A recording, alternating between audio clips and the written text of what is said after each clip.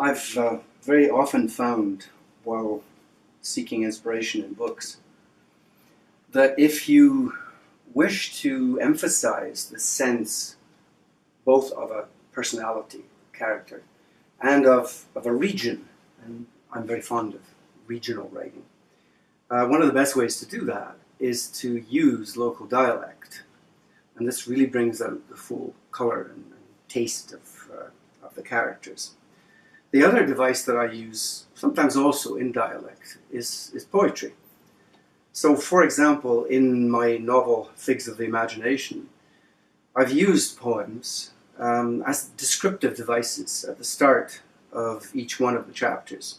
One of my favorite chapters is actually one of the shorter ones, and it was inspired quite bizarrely.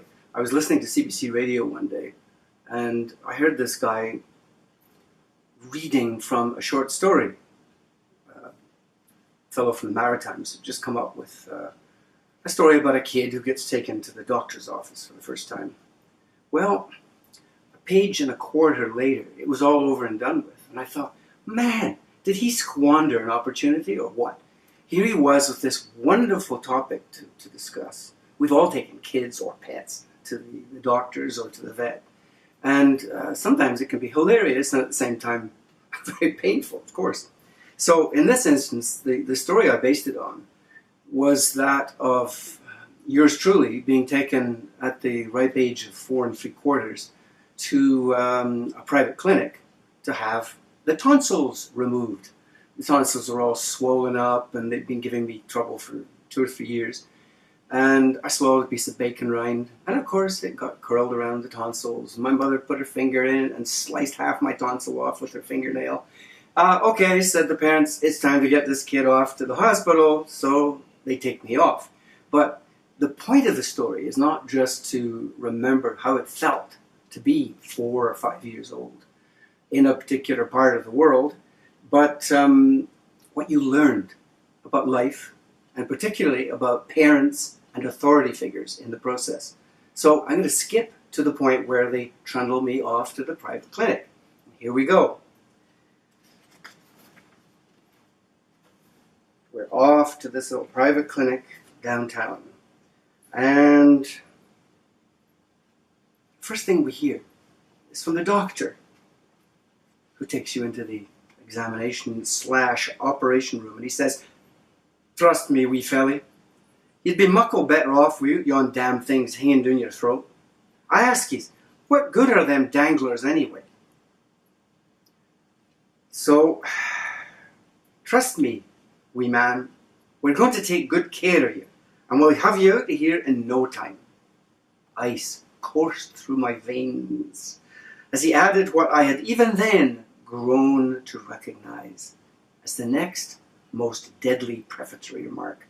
"Aye, lad, it'll all be over and done with before you even know it, and trust me, son, it really won't hurt a bit."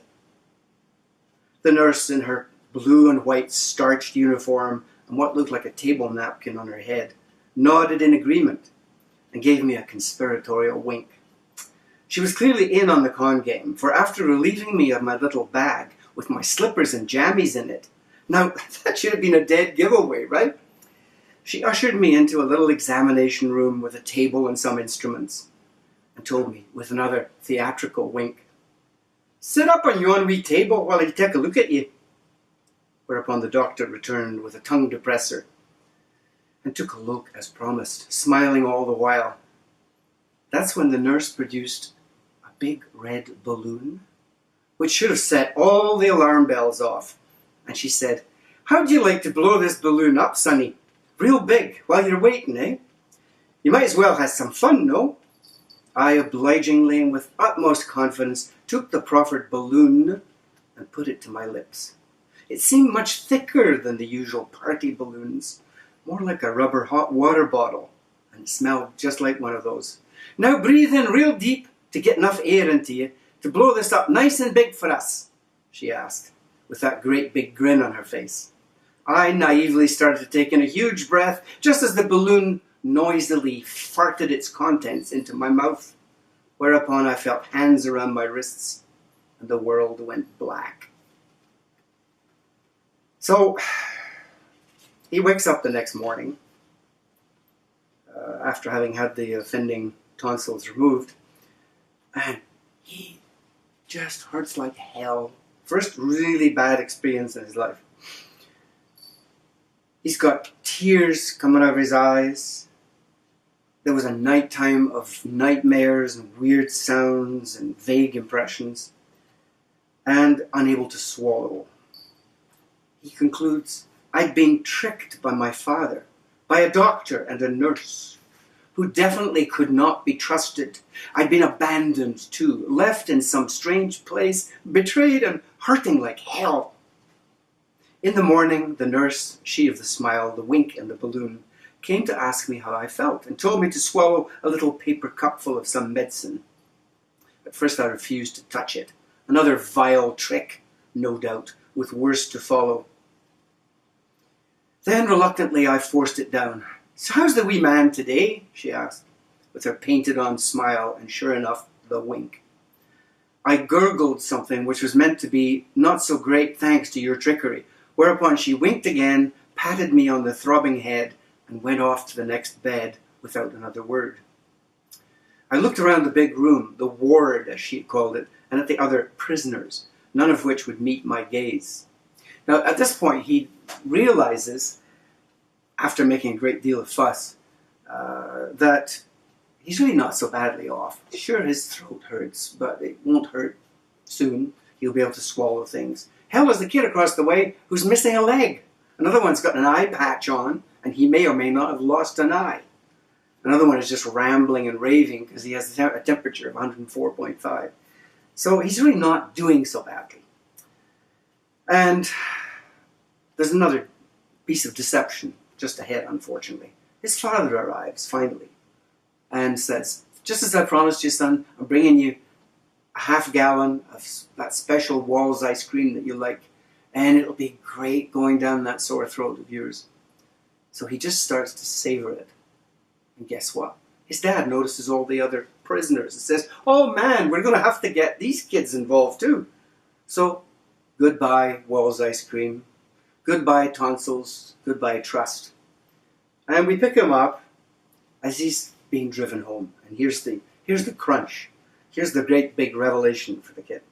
Mom, I asked her on the drive home, if we didn't need tonsils, why did we have to have them in the first place? Giving me a hug, she replied. Oh, you and your never-ending questions. I just didn't ken, son. I'm nae doctor, me. We didn't need our appendix, neither. And it doesn't seem to matter when they take it out. But that wasn't my real burning question. By the time we reached home, I asked it. Mom, why do you all have to trick me into having my tonsils out? Why do you all lie to me and then leave me in that awful place? Trick you? What else were we going to do to get you into the hospital? I ask you. Do you think we could have just said to you, now son, just get into yon hospital and have some felly with great muckle pliers just yank your tonsils out your throat? No, you'd have run for the hills and thought we was a bunch of daft buggers, that's what. No, laddie, we had to trick you or you'd never have gone. We conked you on the head and drug you there by force. But you have to believe me. It was all for your own good. You've got to believe me. And there it was. Right out in the open. The bald truth. They had lied to me and tricked me. All of them. And they claimed to have done it for my own good. I'd not just lost my tonsils. I'd lost a lot more. Gone was my unconditional belief and trust in adults in general. And parents in particular. I never again take as gospel anything told me with the utmost apparent sincerity by a parent or a person in authority, especially when accompanied by a wink. They were all, I concluded, liars, just like the rowdy kids at school.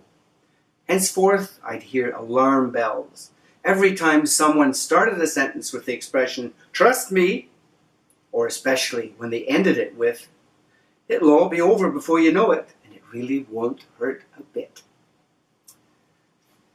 So that was the experience. Quite dramatic for a child of barely 5 years old.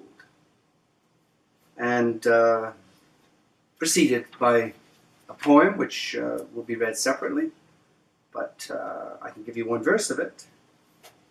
By muckle needle now impaled, he feels he's going to faint. It burns. He reels, but tears fights back. As doctor smiles, again he knows he's fallen for their wiles. That's it from Figs of the Imagination. Just a little sample.